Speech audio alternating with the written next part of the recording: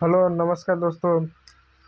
चलिए आज के सेशन को स्टार्ट करते हैं। कल के वीडियो लेक्चर में हमने फ्रांस में राजतंत्र का उन्मूलन और गणतंत्र की स्थापना को इस खंड को हमने देख लिया था, जो आपका क्लास 9 जो हिंदी मीडियम एनसीईआरटी फ्रांसीसी क्रांति का चैप्टर 1 खंड 3 था। हमने इसको जो है पढ़ लिया था। अब आगे चलते हैं खंड 4 पर, जिसमें हम क्या महिलाओं के लिए भी क्रांति हुई थी इस खंड को देखते हैं।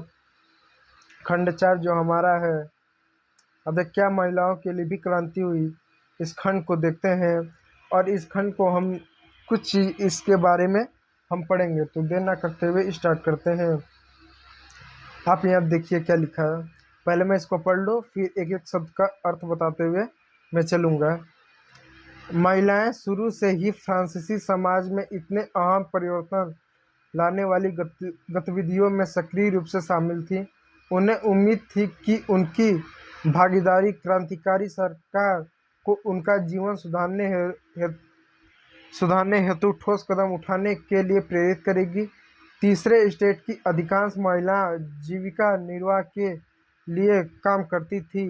वे सिलाई बुनाई, कपड़ों की धुलाई करती थीं, बाजार बाजारों में फल फूल सब्जियां बेचती थी अथवा संपन्न घरों में घरेलू काम करती थी। बहुत सारी महिलाएं वेश्यावृत्ति करती थी। अधिकांश महिलाओं के पास पढ़ाई लिखाई तथा व्यावसायिक प्रशिक्षण के मौके नहीं थे। केवल कुलीनों की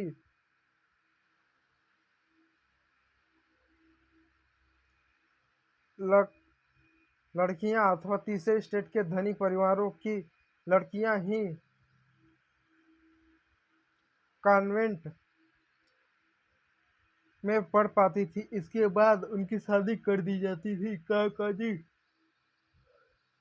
महिलाओं को अपने परिवार का पालन पोषण भी करना पड़ता था, जैसे खाना पकाना, पानी लाना, लाइन लगा कर पावरोटी लाना और बच्चों की देख रेख आदि करना। उनकी मजदूरी पुरुषों की तुलना में कम थी। अब आए दोस्तों एक एक शब्द का अर्थ समझते हैं। अब दे रहा है कि महिलाएं शुरू से ही फ्रांसीसी समाज में इतने अहम परिवर्तन लाने वाली गतिविधियों में सक्रिय रूप से शामिल थी। अर्थात जो फ्रांसीसी महिलाएं थी, वो शुरू से ही फ्रांसीसी समाज में इतने अहम यानी बड़े परिवर्तन लाने वाली गतिविधियों में सक्रिय रूप से शामिल थी। कोई भी परिवर्तन हुआ, चाहे समानता को लेकर परिवर्तन हुआ, चाहे स्वतंत्रता को लेकर हुआ, चाहे शिक्षा के लिए हुआ, चाहे रोजगार के लिए हुआ, चाहे आर्थिक समानता हो गया, किसी भी समानता के लिए इन्होंने शुरू से ही क्या किया, अहम भूमिका निभाई। एक परिवर्तन के लिए इन्होंने शुरू से ही इस प्रक्रिया में भाग लिया और बढ़ चढ़ के इन्होंने इसको सफल बनाने में अपना योगदान दिया। और इन्हें क्या था, उम्मीद था, किस चीज़ की उम्मीद है, उन्हें उम्मीद थी कि उनकी भागीदारी क्रांतिकारी सरकार को, यानी उन्हें इस बात की उम्मीद थी, आशा थी कि उनकी जो भागीदारी थी, जो क्रांतिकारी सरकार होगी, क्रांतिकारी यानी इस क्रांति के बाद जो सरकार बनेगी, जो सरकार इस क्रांति के बाद जो सरकार बनेगी सरकार बनेगी उनका जीवन सुधार हेतु ठोस कदम यानी कुछ बड़े नीतियां लाएगी, कुछ कानून लाएगी, कुछ ठोस कदम उठाएगी, जिससे इनके जीवन में सुधार हो सके, इनका जीवन की गुणवत्ता बढ़ सके, आदि कई तरह के सुधार हो सके। इनको विश्वास था कि क्रांति के बाद जो सरकार बनेगी, जो गणतंत्र सरकार बनेगी, वो हमारे लिए कुछ ना कुछ कदम उठाएगी। इसलिए बढ़ चढ़ कर इन्होंने कहीं ना कहीं इसमें भाग लिया था। आगे देखिए क्या दे रहा है, के लिए प्रेरित करेगी, कदम उठाने के लिए प्रेरित करेगी। यहाँ दिया है कि तीसरे स्टेट की अधिकांश महिला, यानी जो तीसरे स्टेट की अधिकांश महिला थी, वो जीविका निर्वाह के लिए काम करती थी। यानी तीसरे स्टेट की अधिकतर महिला ऐसी थी कि अपनी रोजी रोटी के लिए, अपने जीवन यापन के लिए, अपना जीवन व्यतीत करने के लिए वो क्या करती थी, कोई ना कोई काम करती थी, बहुत सारे काम करती। कुछ महिलाएं घर में सिलाई कढ़ाई का बुनाई काम करती थी, कुछ कपड़े धोने का काम करती थी, यही वो बाजारों में फल फूल सब्जियां बेचती थी। ऐसे कई तरह के छोटे मोटे कार्य करती थी, जिससे उनकी कुछ आमदनी हो जाती थी और अपने घर की आजीविका चलाने के लिए कुछ काम करती थी। ठीक है। और उनको इस बात से विश्वास था क्रांतिकारी सरकार के कि जब इन सरकार की स्थापना होगी, ये सरकार आएगी तो हमारे लिए कुछ बदलाव करेगी। ठीक है। वे सिलाई बुनाई कपड़ों की धुलाई करती थी, बाजारों में फल फूल सब्जियां बेचती थी, अथवा संपन्न घरों में घरेलू काम यानी नौकरानी का काम वाली काम करती थी। बहुत सारी महिलाएं वेश्यावृत्ति भी करती थी। वेश्यावृत्ति भी करती थी। वेश्यावृत्ति का मतलब हुआ कि जो व्यापारी का काम हुआ वो करती थी। वेश्यावृत्ति यानी व्यापारी का जो काम था वो काम करती थी। आपको मालूम ना, हमारा भारतीय समाज चार वर्गों में बटा हुआ था, ब्राह्मण, क्षत्रिय और वैश्य। वैश्य यानी व्यापारी वर्ग, तो कुछ व्यापारी जैसे भी कुछ काम करती थी। अधिकांश महिलाओं के पास पढ़ाई लिखा तथा व्यावसायिक प्रशिक्षण के मौके नहीं थे। यानी अधिकांश जो महिला थी उनके पास पढ़ाई लिखाई का अवसर नहीं था, वो पढ़ लिख नहीं सकती थी, क्योंकि उस समय भी कुछ फ्रांसीसी समाज का जो विचारधारा रही होगी वो हमारे भारतीय समाज की तरह ही रही होगी। हम उम्मीद कर सकते होंगे कि उन महिलाओं को भी कहीं ना कहीं निचले तबके का माना जाता होगा और उन्हें भी पढ़ाई लिखाई से वंचित किया गया होगा कि महिला पढ़ लिख नहीं सकती, महिला आखिर पढ़ लिख के करेंगी क्या, या उनके पास कोई व्यवसाय यानी बड़े पैमाने पर व्यापार या व्यवसाय करने का कोई प्रशिक्षण यानी कोई ज्ञान नहीं था, कोई योग्यता नहीं थी, और ना ही उनके पास कोई मौके थे, यानी कोई उनको सिखाने वाला भी नहीं था और उनके लिए कोई मौके नहीं थे, कोई सुविधा नहीं थी कि वो क्या करें, वो पढ़ लिख सकें या प्रशिक्षण कोई कार्य कर सकते हैं। लेकिन केवल कुलीनों की लड़कियां अथवा यह दिया है, लेकिन लेकिन है केवल कुलीनों की लड़कियां अथवा तीसरे स्टेट के धनी परिवारों की लड़कियां कॉन्वेंट में पढ़ पाती थी। यानी ये कह रहा है कि जो कुलीन वर्ग थे, यानी जो राजा महाराजा शाही वर्ग की जो लड़कियां थी अथवा जो तीसरे स्टेट के जो धनी परिवारों की लड़कियां थी, जिन जो बड़े किसान थे, जो भूमिपति थे, जो स्वामीपति थे किसी चीज़ के, उनकी लड़कियां जो थे कॉन्वेंट एक संस्था थी, एक क्लब था जिसमें क्या पढ़ पाती थी। लेकिन इसके बाद उनकी शादी कर दी जाती, यानी इसके बाद उन्हें क्या क्या पढ़ाने के बाद उनकी शादी कर दी जाती थी। यानी किसी भी नौकरी क्षेत्र में उनको मौका नहीं मिलता था, ना तो व्यवसायिक क्षेत्र में, ना तो पढ़ लिख कर कोई उन्हें पद दिया जाता था।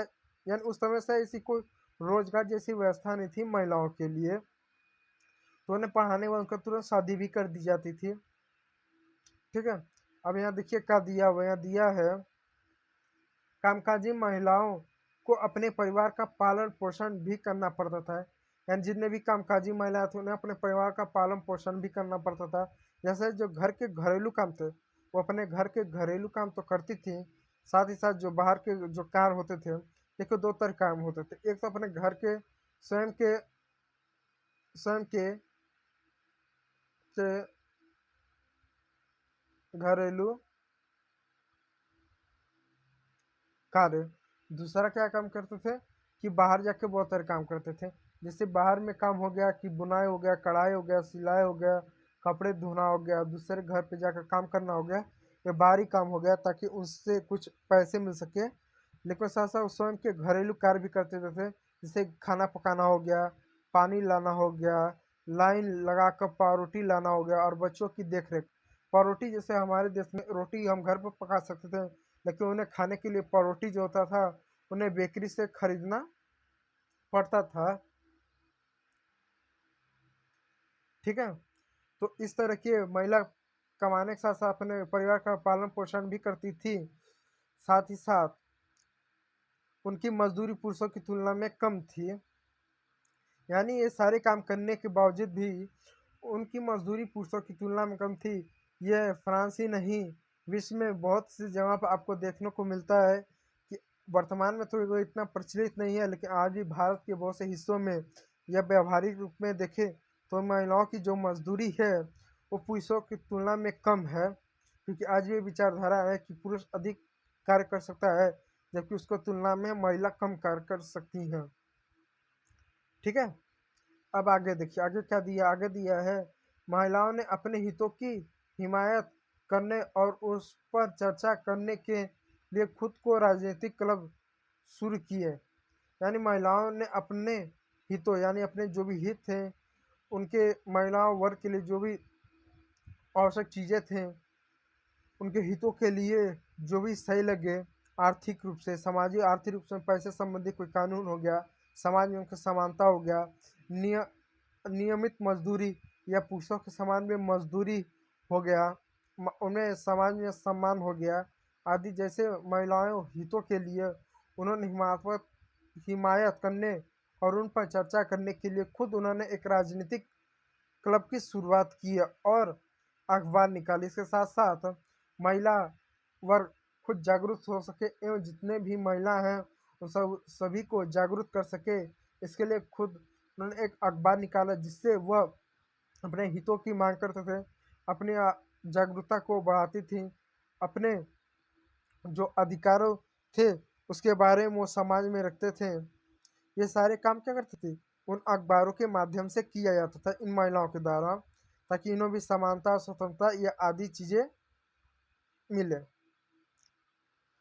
फ्रांस के विभिन्न नगरों में महिलाओं के लगभग 60 क्लब अस्तित्व में आए थे। यानी विभिन्न नगरों में यानी अलग अलग नगरों में शहरों में महिलाओं के लगभग 60 क्लब क्लब यानी संस्था अस्तित्व में आए थे। उनमें से देख सकते हैं यह बहुत इम्पोर्टेंट है, इसको जो है आप स्क्रीनशॉट ऐसा ले लीजिए, इसको देख सकते हैं ये वाला इम्पोर्टेंट है।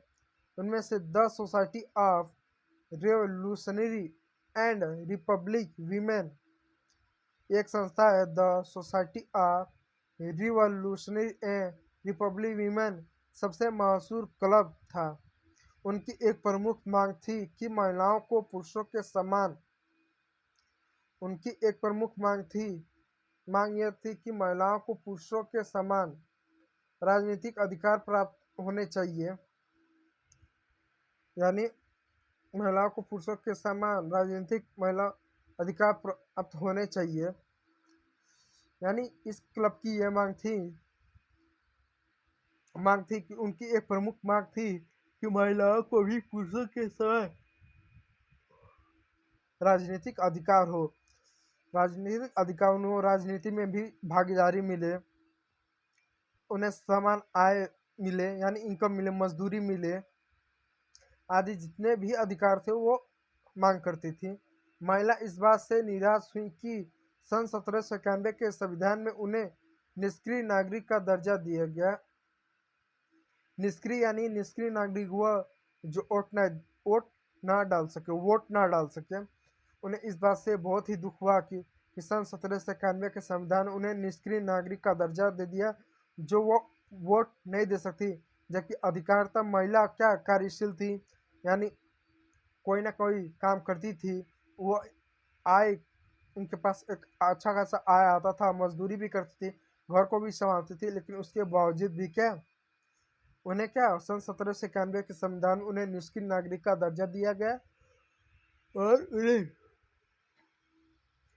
और उन्हें मताधिकार से उन्हें दूर रखा गया था। देख सकते हैं निराश हुई कि सन निष्क्रिय का दर्जा दिया गया था।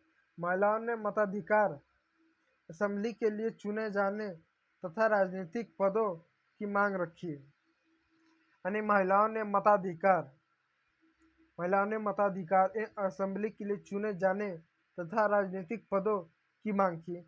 महिलाओं ने ये मांग की कि हमें भी वोट देने का अधिकार हो, हमें भी असेंबली में चुने जाने एक सदस्य के रूप में चुने जाने का हमें अधिकार हो, साथ ही साथ जितने भी राजनीतिक जो पद हैं उन पर भी हमें जाने का अवसर दिया जाए, हमें भी अधिकार दिया जाए। वर्तमान में भारत के संदर्भ ले लें कि महिलाओं को जैसे वोट देने का अधिकार है, वो भी चाहती थी कि हमें वोट देने का अधिकार हो, वोट देने का अधिकार हो।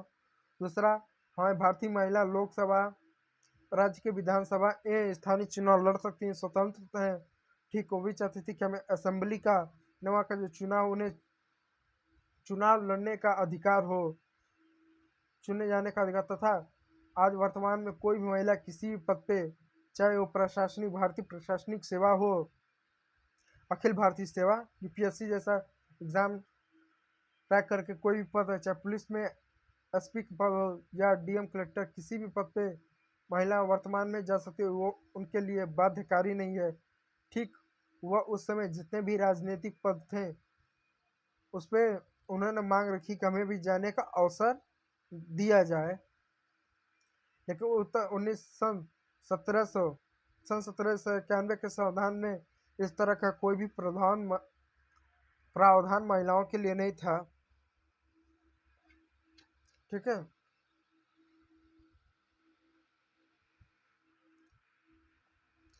प्रारंभिक वर्षों में क्रांतिकारी सरकार ने महिलाओं के जीवन में सुधार लाने वाले कुछ कानून लागू किए। सरकारी विद्यालय की स्थापना के साथ देख सकते हैं कि प्रारंभिक वर्षों में क्रांतिकारी सरकार ने महिलाओं के जीवन में सुधार, यानी प्रारंभिक वर्षों में क्रांतिकारी सरकार ने, कि जो क्रांतिकारी सरकार यानी वह सरकार जो चुनी गई थी, जो क्रांति के बाद जो सरकार बनी, उस सरकार ने प्रारंभिक यानी शुरुआती वर्षों में महिलाओं के जीवन में सुधार लाने वाले कुछ कानून लागू किए। जैसे कुछ कानून, जैसे अब देख सकते हैं, सरकारी विद्यालयों की स्थापना के साथ साथ सभी लड़कियों के लिए स्कूली शिक्षा अनिवार्य बना दिया गया। यानी सरकारी विद्यालयों की स्थापना, यानी महिलाओं के लिए सरकारी विद्यालयों की स्थापना के साथ साथ जितने भी लड़कियां थी, महिला, उनको स्कूली शिक्षा अनिवार्य कर दिया गया कि इन महिला के लिए स्कूली शिक्षा कंपलसरी है। और क्या कर दिया गया, अब पिता उन्हें उनकी मर्जी के खिलाफ शादी के लिए बाध्य नहीं कर सकते थे। इसके साथ ये भी कानून बनाया गया कि महिला स्वतंत्र है किसे अपने वैवाहिक जीवन को लेकर, कि वह अपनी इच्छा अनुसार किसी भी पुरुष से शादी कर सकते। इसके लिए पिता उनकी मर्जी के खिलाफ बाध्य नहीं कर सकते। हालांकि नैतिक रूप से हर पिता के दायित्व होता है कि वह एक अच्छा वर्ग के रूप में चुने। ठीक है, आगे देखिए, पिता उन्हें उनकी मर्जी के खिलाफ शादी के लिए बाध्य नहीं कर सकते थे। शादी को स्वैच्छिक अनुबंध माना गया, यानी शादी को स्वैच्छिक यानी स्व इच्छा का अनुबंध माना गया, इसे कोई बांध नहीं सकता। और नागरिक कानूनों के तहत उनका पंजीकरण किया गया, और नागरिक कानूनों के तहत उनका पंजीकरण किया गया, पंजीकरण किया जाने लगा। तलाक को कानूनी रूप दे दिया गया। तलाक को एक कानूनी रूप दे दिया गया। यह क्यों किया गया, ताकि महिलाओं के संरक्षण में किया गया। यदि किसी महिला का उनका वैवाहिक जीवन उनके अनुरूप नहीं है तो तलाक के माध्यम से वह अलग हो सकती। इसके लिए उन्होंने क्या कानूनी रूप दे दिया गया, और मर्द औरत दोनों को ही इसकी अर्जी देने का अधिकार दिया गया, यानी स्त्री और पुरुषों दोनों को तलाक की अर्जी देने का अधिकार दिया गया। अब महिला व्यवसाय प्रशिक्षण ले सकती थी, यानी पहले जो था महिला व्यवसायिक प्रशिक्षण, यानी किस व्यवसाय करना, स्टार्टअप करना, बिजनेस करना, इसके लिए उनके पास कोई प्रशिक्षण, कोई योग्यता नहीं थी, उन्हें कोई भी सिखाने वाला नहीं था, ना सीख सकती थी ना कोई सिखाने वाला था। लेकिन वर्तमान में अब वह है, वह सीख सकती हैं, सिखा सकती हैं, कलाकार बन सकती थी, जो इससे पहले नहीं था। कलाकार में किसी भी क्षेत्र में, नृत्य के क्षेत्र में, संगीत के क्षेत्र में, मूर्तिकला के क्षेत्र में, आर्ट्स के क्षेत्र में, किसी भी क्षेत्र में कलाकार बन सकती और छोटे मोटे व्यवसाय चला सकती थी। क्योंकि शुरुआत हमेशा छोटे से होगा, बड़े से कभी नहीं होगा। शुरुआत हमेशा एक से होगा और खत्म हमेशा आपका 100 होगा। ठीक है, तो छोटे मोटे व्यवसाय भी कर सकती थी। इसका उन्हें स्वतंत्रता, इसका आज़ादी दी गई थी। फिर भी राजनीतिक अधिकारों के लिए महिलाओं का संघर्ष जारी रहा। यानी यह सब अधिकार देने के बावजूद भी महिलाओं को राजनीतिक अधिकार के लिए जारी रहा। इसका कारण कई सारे कारण थे। पहला, अभी भी नियत मजदूरी निर्धारित नहीं थी, कम मजदूरी दी जा रही थी पुरुषों की तुलना में। अभी महिलाओं को पूरी तरह से स्वतंत्रता नहीं दी गई। और यहाँ आप देखिए क्या दे रहा है। आतंक राज के दौरान सरकार ने महिला क्लबों को बंद कराने और उनकी राजनीतिक गतिविधियों पर प्रतिबंध लगाने वाला कानून किया। अब दे रहा कि आतंक राज के दौरान, आतंक राज यानी जब लोकतंत्र के नाम पे, गणतंत्र के नाम पे लोगों के साथ जबरन बर्ताव किया जाता था। आपने देखा कि गणतंत्र के नाम पर लुई सलामों की फांसी दे दी गई थी। उसके साथ साथ उसकी बीवी को भी फांसी दे, जो कि इस अध्याय में कहीं भी उसकी पत्नी का किसी भी अवैध या गैर कानूनी काम में उसका कोई जिक्र नहीं है। लेकिन उसके बाद भी मात्र केवल इस वजह से उसको फांसी दे दी जाती है कि लुई सलामिन की पत्नी थी। तो कहीं ना कहीं आतंक राज का इसे माना कि गणतंत्र नाम पर यह मात्र एक आतंक राज था। तो आतंक राज के दौरान सरकार ने महिलाओं क्लबों को बंद करने, यानी आतंक राज के समय जब गणतंत्र के नाम पर आतंकवाद था, एक तानाशाह था, तो महिला क्लबों को बंद करने और उनकी राजनीतिक गतिविधियों पर प्रतिबंध लगाने का कानून लागू किया। क्यों? क्योंकि इन आतंकराज को, इन व्यक्तियों को लग रहा था कि यदि ये क्लब जारी रहेंगे तो महिला हमसे स्वतंत्रता, समानता, बंधुता, ऐसे ना जाने बहुत सारे अधिकारों की मांग करेंगे और इनमें एकजुटता, एक गुटबंदी रहेगी जो इन आतंकराज गणतंत्रों के लिए नुकसान रहेगा। इसलिए उन्होंने एक एक्ट बना, एक कानून बनाकर इन्हें क्लबों को बंद करने की घोषणा की, प्रतिबंध लगाया ताकि इन क्लबों को बंद किया जाए। इनके द्वारा जितने भी राजनीतिक गतिविधियां पर प्रतिबंध लगाया ताकि किसी भी प्रकार राजनीतिक गतिविधियां ना हो सके। कई जानी मानी महिलाओं को गिरफ्तार कर लिया गया। यह बता रहा कि बहुत सारे उसमें जानी मानी जितने भी महिलाएं थीं, जानी मानी महिलाएं थी जो उस समय इस क्रांति का, इन महिलाओं का नेतृत्व करती थी, उन्हें गिरफ्तार कर लिया गया और उनमें से कुछ को फांसी पर चढ़ा दिया गया। वजह, ताकि इन महिलाओं के ऊपर खौफ, इनके ऊपर लाया जा सके, इन्हें दबाया जा सके ताकि ये अपने हितों की, अपने अधिकारों की मांग ना कर सकें। और ये आतंक राज जो गणतंत्र रूपी, जो कुछ समय के लिए आतंक राज आया था, आतंक राज आया था, वह सदैव ऐसा बना रहे। तो लेकिन इसके बावजूद भी बहुत सारी महिलाओं ने अपने हितों की सुरक्षा की मांग की, अपने अधिकारों की मांग की, अपने स्वतंत्रता की मांग की, वोट देने का अधिकार की मांग की, अपने नियमित मजदूरी की मांग की, मजदूरी में समानता की मांग की, आर्थिक शोषण के विरुद्ध अधिकार की मांग की। इन सब को क्या कि उन्होंने मांग की। मताधिकार और समान वेतन के लिए महिलाओं का आंदोलन अगली सदी में भी अनेक देशों में चला रहा।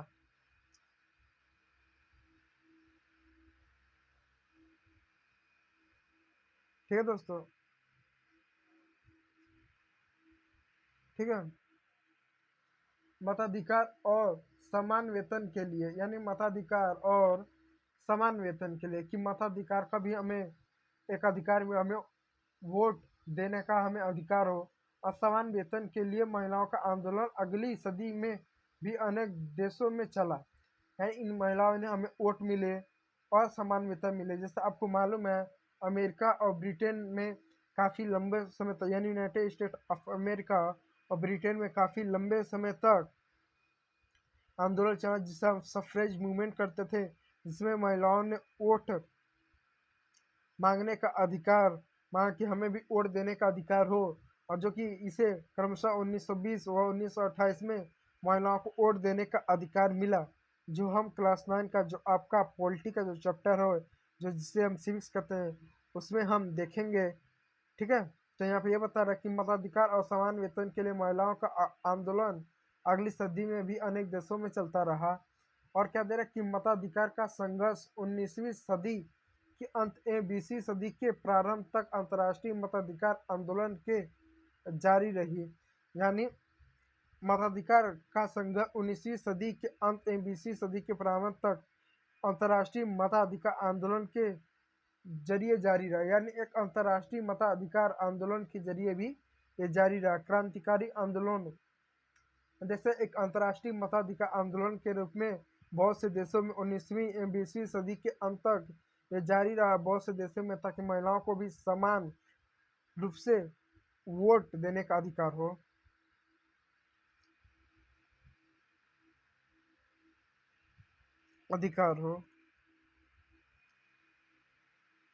क्रांतिकारी आंदोलन के दौरान फ्रांसीसी महिलाओं की राजनीतिक सरगर्मियों को प्रेरक स्मृति के रूप में जिंदा रखा गया। अंततः सन 1946 में फ्रांस की महिलाओं ने मताधिकार हासिल किया। यानी आप देख सकते हैं इसमें ये बताया रहा है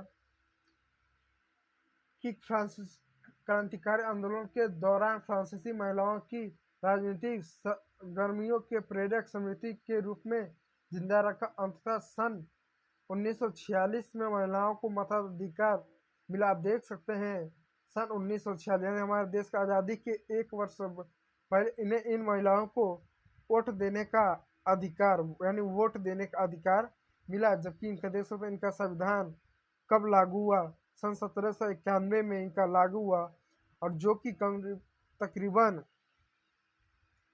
इन्हें क्या आप देख सकते हैं 150 साल बाद इन्हें वोट देने का, लगभग 150 साल बाद यानी संविधान के लागू हो जाने के बाद 150 साल बाद इन्हें वोट देने का अधिकार मिलता है। जबकि भारतीय संविधान का जब से हमारे देश में संविधान लागू हुआ तब से लेकर आज तक महिलाओं को वोट देने का अधिकार है। सऊदी अरब को देख लीजिए, सऊदी अरब को वर्ष 2015 में महिलाओं को वोट देने का अधिकार हुआ, आप देख सकते हैं। तो कहीं ना कहीं भारत अपने आप में एक लोकतांत्रिक देश है, या अपने में एक बड़ी बात है। आप देख सकते हैं आगे क्या दे रहा है कि क्रांतिकारी महिला ओलंप दे गुज सन 1748 से लेकर सन 1793 का जीवन।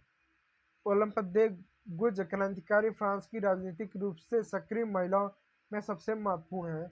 यानी जो ओलंप दे गुज जो महिला है वह क्रांतिकारी फ्रांस की राजनीतिक रूप से एक सक्रिय महिलाओं में से है। इन्होंने फ्रांस में बहुत बड़ी भूमिका निभाई महिलाओं की समानता के लिए, स्वतंत्रता के लिए, वोट के लिए, ना जाने ऐसे बहुत से अधिकारों के लिए इन्होंने संघर्ष किया, आवाज उठाई, जो उस समय फ्रांस के जो पुरुष समाज था उसे हंसकर टाल देता था या इन्हें अनदेखा कर देता था। लेकिन इन्होंने क्या किया, उन सभी पर आवाज इन्होंने उठाई, उन्होंने अधिकारों की मांग की। इन्होंने देखो किस तरह की मांग की है, महिलाओं को देखो, उन्होंने संविधान तथा पुरुष एवं नागरिक घोषणा पत्र विरोध किया।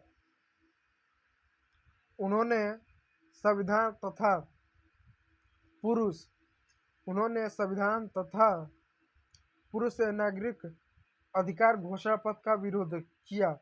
यानी उन्होंने संविधान का भी विरोध किया, प्लस पुरुष एवं नागरिक अधिकार यानी पुरुषों के एवं नागरिकों के जो घोषणा पत्र थे उसके अधिकारों का भी विरोध किया। क्योंकि इस नागरिक एवं घोषणा पत्र जो अधिकार था उसमें मुख्य रूप से जितने भी अधिकार थे वो पूरे समाज को ही थे।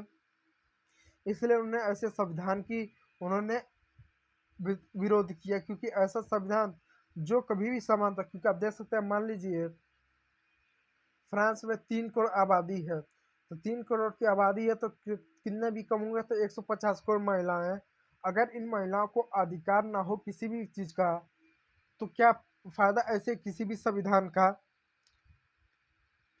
का या ऐसे किसी भी नागरिक घोषणा पत्र अधिकार का कि जहाँ पर महिलाओं को ही अधिकार, क्योंकि महिला एक वर्ग है, इनको अधिकार ना हो रहा किसी भी देश के अपनी आधी आबादी को अधिकार ना देना होता है। तो इन्होंने क्या किया,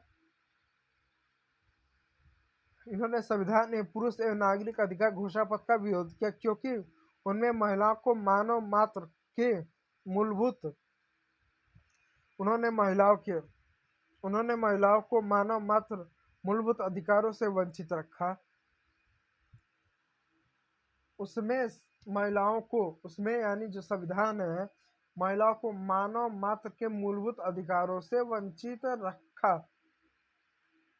इसलिए उन्होंने सन 1791 में महिला एवं नागरिक अधिकार घोषणा पत्र तैयार किया, जिसे महारानी और नेशनल असेंबली के सदस्यों के पास यह मांग करते हुए भेजा।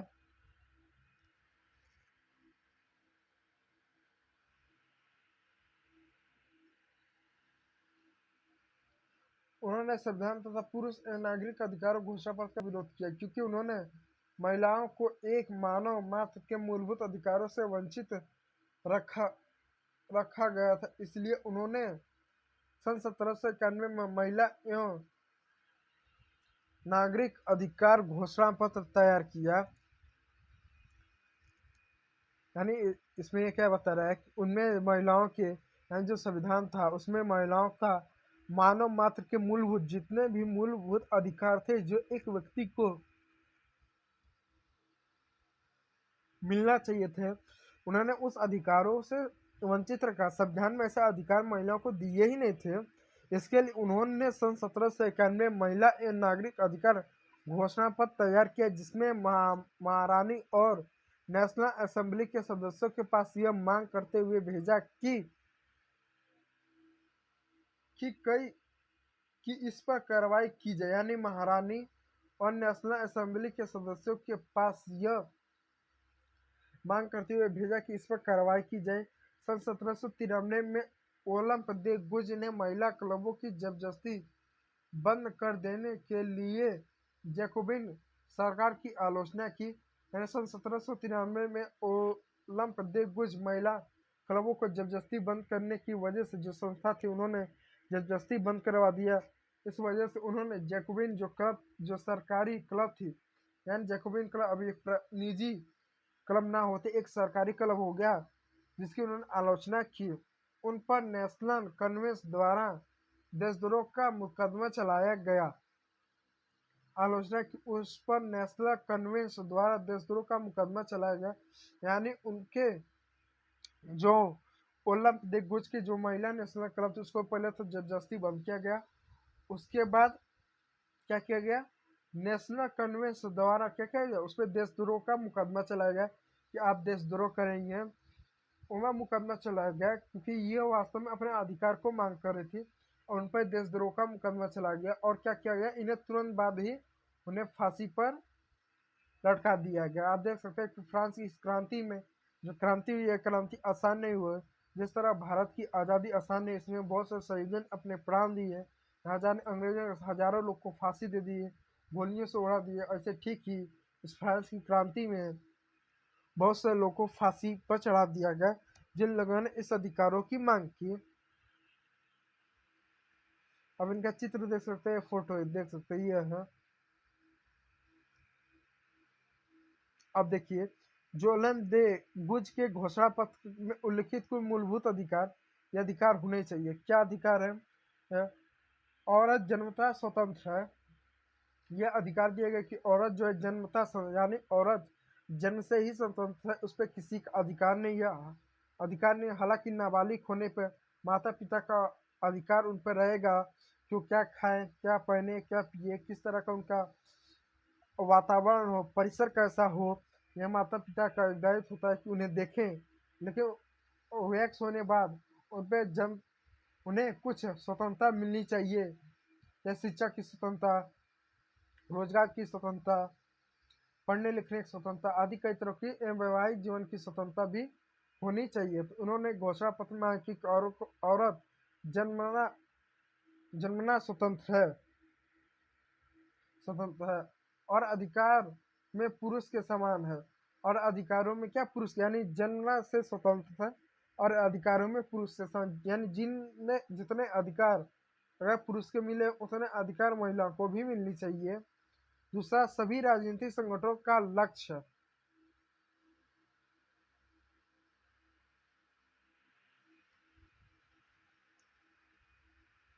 सभी राजनीतिक संगठनों का लक्ष्य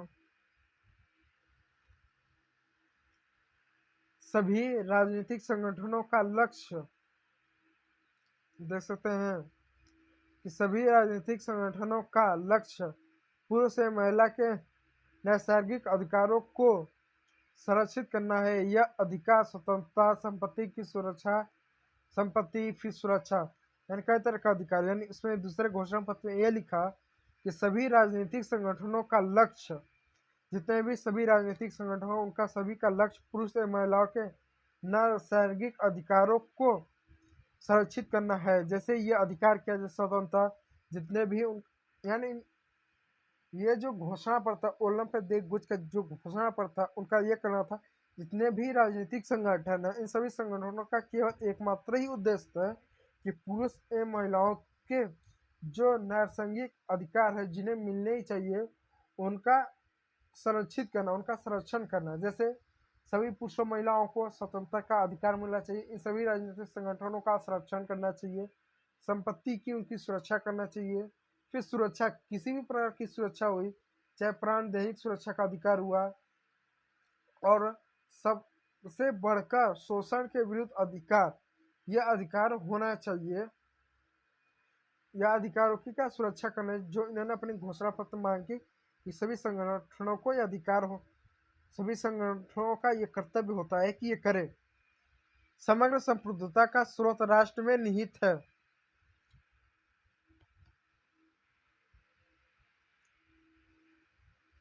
समग्र संप्रभुता का राष्ट्र में निहित है। समग्र संप्रभुता का राष्ट्र में निहित है, जो पुरुष एवं महिलाओं को संघ के सिवाय कुछ नहीं है।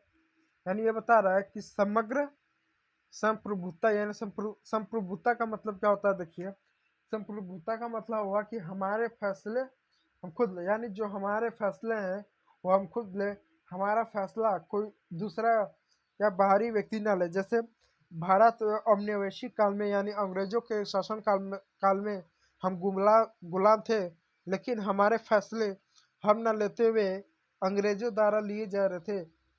क्या वो भारत संप्रभुत नहीं था? लेकिन आज भारत संप्रभुत है। अपने आंतरिक एवं बाहरी जो भी फैसले है, जो भी निर्णय है, जो भी समस्या है, वो भारत खुद देखेगा। इसमें बाहरी कोई भी राज्य हस्तक्षेप नहीं कर सकता, क्योंकि हम क्या संप्रभुत है। हाँ, आंतरिक रूप से कोई समस्या, या मान लीजिए किसी देश का कोई समस्या है, जैसे पाकिस्तान के साथ हमारा कोई विवाद है, तो भारत का कोई राज्य जैसे यूपी, बिहार, झारखंड, इसके इस पर कुछ बोल सकता है, कोई सरकार बोल सकती है। लेकिन पाकिस्तान के साथ हमारा कोई विवाद है, चीन नहीं बोल सकता, अमेरिका नहीं बोल सकता है, क्योंकि ये भारत का आंतरिक और बाह्य समस्या है। और जो कि हम संप्रभुत हैं, अपने फैसले हम स्वयं लेंगे, अपने आंतरिक बाह्य मैटर को हम खुद देखेंगे। तो उनका यह तीसरा घोषणा पत्र में था कि समग्र संप्रभुता का स्रोत राष्ट्र में निहित होना चाहिए। यानी जितने भी समग्र संप्रभुता हो का स्रोत हो, स्रोत यानी स्रोत, आप समझ सकते हैं, रिसोर्स जो भी हो, संसाधन, वो सभी क्या हो, राष्ट्र में निहित होने चाहिए, जो पुरुषों एवं महिलाओं के संघ के सिवाय कुछ नहीं है। जो क्या महिला एवं पुरुषों के संघ के सिवाय कुछ नहीं है। कानून समान इच्छा की अभिव्यक्ति होनी चाहिए। यानी कानून जो है समान इच्छा की अभिव्यक्ति होनी चाहिए। जो कानून है समान इच्छा अभिव्यक्ति होनी चाहिए। सभी महिलाओं एवं पुरुषों को, या पुरुष दिया जा रहा है कानून, कानून समान इच्छा की अभिव्यक्ति होनी चाहिए। सभी महिला एवं पुरुष नागरिकों का या तो अभिव्यक्तिक रूप से या अपने प्रतिनिधियों के माध्यम से विधि निर्माण में दखल होना चाहिए। यह सभी के लिए समान होना चाहिए। सभी महिला पुरुष नागरिक अपनी योग्यता एवं प्रतिभा के बल पर समान रूप से एक बिना किसी भेदभाव के हर तरह के सम्मान व सार्वजनिक पद के हकदार होंगे। यानी इसमें यह कहना था, मैं इसको पढ़ मैं समझा रहा हूँ। कानून समान इच्छा की अभिव्यक्ति होनी चाहिए, यानी कानून सबके लिए समान होना चाहिए, सबके लिए अभिव्यक्ति होनी चाहिए, इच्छा की अभिव्यक्ति होनी चाहिए। यानी कानून सबके लिए समान होना चाहिए, कानून से बढ़ के कोई नहीं होना चाहिए। यहाँ तक कि जिसने कानून बनाया है वह भी क्या, उससे बड़ा नहीं होना चाहिए। इच्छा की अभिव्यक्ति होनी, सभी की अपनी इच्छा के अनुसार चीज़ें होनी चाहिए। सभी महिला एवं पुरुष नागरिकों का या तो व्यक्तिगत रूप से या अपने प्रतिनिधियों के माध्यम से विधि निर्माण में दखल होना चाहिए। यानी सभी महिलाओं का, सभी पुरुषों का, सभी नागरिकों का व्यक्तिगत रूप से या आपके द्वारा जो चुने गए जो सदस्य हो, उनके माध्यम से जो विधि निर्माण हो, यानी जो कानून निर्माण हो, उसमें दखल यानी उसमें हस्तक्षेप होना चाहिए। मान लीजिए कानून निर्माण हो, चाहे आप महिला हो चाहे पुरुष हो, आपका इसमें व्यक्तिगत रूप से इसमें भाग होना चाहिए। आपका इसमें योगदान ना हो, आपका इसमें भाग ना हो, तो आपके द्वारा चुने गए जो प्रतिनिधि होंगे, जो असेंबली के जो सदस्य होंगे, उनका इसमें भाग होना चाहिए। इस प्रस्ताव में था विधि निर्माण यानी कानून निर्माण में होना चाहिए, ये सभी के लिए समान होना चाहिए, और ये सभी के लिए समान होना चाहिए, किसी के लिए भेद भाव नहीं। सभी महिला एवं पुरुष नागरिक अपनी योग्यता यानी जितने भी महिला हैं, जितने भी पुरुष हैं, अपनी योग्यता एवं प्रतिभा के बल पर समान रूप से एवं बिना किसी भेदभाव के, यानी जितना भी महिला है पुरुष है, अपनी योग्यता एवं प्रतिभा के बल पे, जो योग्यता है उसके बल पर समान रूप से एवं बिना किसी भेदभाव के, जाति के आधार पे, धर्म के आधार पे, नस्ल के आधार पे, रंग के आधार पे, भाषा के आधार पे, वेशभूषा के आधार पे, किसी भी आधार पे उन्हें भी किसी भी सार्वजनिक यानी सरकारी जो पद है उस पर जाने से रोका नहीं जाना चाहिए। उन्हें किसी भी प्रकार का सम्मान से वंचित नहीं किया जाना चाहिए, और साथ ही साथ इन्हें रोका नहीं जाना चाहिए, उसके वो समान रूप से हकदार हैं इन पदों के। पांचवा क्या पॉइंट है, कोई भी महिला अपवाद नहीं है, यानी कोई भी महिला अपवाद नहीं है, यानी अपेक्षा नहीं है कि ये अपवाद नहीं है, वह विधि समस्त प्रक्रिया द्वारा अपनाई गई ठहराई जा सकती है, यानी विधि समस्त प्रक्रिया द्वारा अपराधी ठहराई जा सकती है, यानी जितने भी महिला हैं वो अपवाद नहीं है, सभी महिला समान है। यानी अगर महिलाओं को कुछ विशेष अधिकार मिल रहा है, उनको स्वतंत्रता दी जा रही है, शिक्षा दी रही है, समानता दी जा रही है, वोट देने का अधिकार दिया जा रहा है, बहुत सारे अधिकार दिया जा रहा है, तो उन्हें दोषी पाने पर भी उन्हें अपवाद नहीं माना जाएगा। उन्हें पुरुष के बराबर ही समान न्यायिक प्रक्रिया के द्वारा ही समान सजा दी जाएगी, जो उसी अपराध को किसी दूसरे वर्ग, दूसरे जाति, दूसरे समुदाय करने पर जो सजा मिले, वही सजा उन महिलाओं के लिए भी होनी चाहिए। ये देख सकते हैं अब क्या दिया है, होनी चाहिए, जा सकती, गिरफ्तार और नजरबंद की जा सकती है। पुरुषों की तरह महिला भी इस कठोर कानून का पालन करें, यानी यदि किसी पुरुष को दोषी पाने पर उन्हें गिरफ्तार किया जा रहा है, उन्हें नजरबंद किया जा रहा है, या उन्हें अपराधी ठहराया जा रहा है, तो ये सारे चीज़ों का कठोरता पूर्वक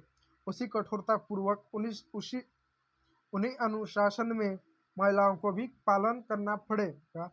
ये क्या था, ये जो था उनका मूलभूत अधिकार था, अल्पसंख्यक घोषणा पत्र का अधिकार था, जिसमें उन्होंने महिलाओं के क्या क्या थे। अब देखिए स्रोत में क्या दे रहा है, इसमें कुछ बात बता दे रहा है। सन 1793 में जैकोबिन राजनीतिक सोमेत ने इन आधारों पर महिला क्लबों को बंद करने का निर्णय उचित ठहराया। जैकोबिन, ये सोमेत एक व्यक्ति थे, सोमेत, जिन्होंने इनको कुछ आधारों पर क्या हुआ कि महिलाओं को अधिकार नहीं मिलना चाहिए, महिलाओं का अधिकार नहीं मिलना चाहिए, इस आधार पर महिलाओं को निचले तबके का मानकर सन 1793 में जैकोबिन राजनीतिक जो क्लब थे उन्होंने आदेश जो पारित किया था कि महिला क्लब को बंद करने का जो निर्णय था उन्होंने उचित यानी सही ठहराया। किसने, सोमेत ने। क्या प्रकृति ने घरेलू कार्य पुरुषों को सौंपा है? उन्होंने ये कहा कि क्या प्रकृति यानी जो नेचर है, जो ईश्वर है, उन्होंने क्या जो घरेलू कार्य है, घर की साफ सफाई, देख रेख, खाना पकाना, बच्चों की देखभाल करना, ये क्या प्रकृति ने ईश्वर को सौंपा है? सौंपने को तो ये महिलाओं को भी तो नहीं सौंपा गया है। प्रकृति ने किसी भी महिला या पुरुष को जो भी घरेलू काम वो सौंपा है, वो तो हम इंसानों द्वारा क्या एक संरचना रूप से बनाया गया, तो महिलाओं का जीवन घरेलू काल के लिए बना है।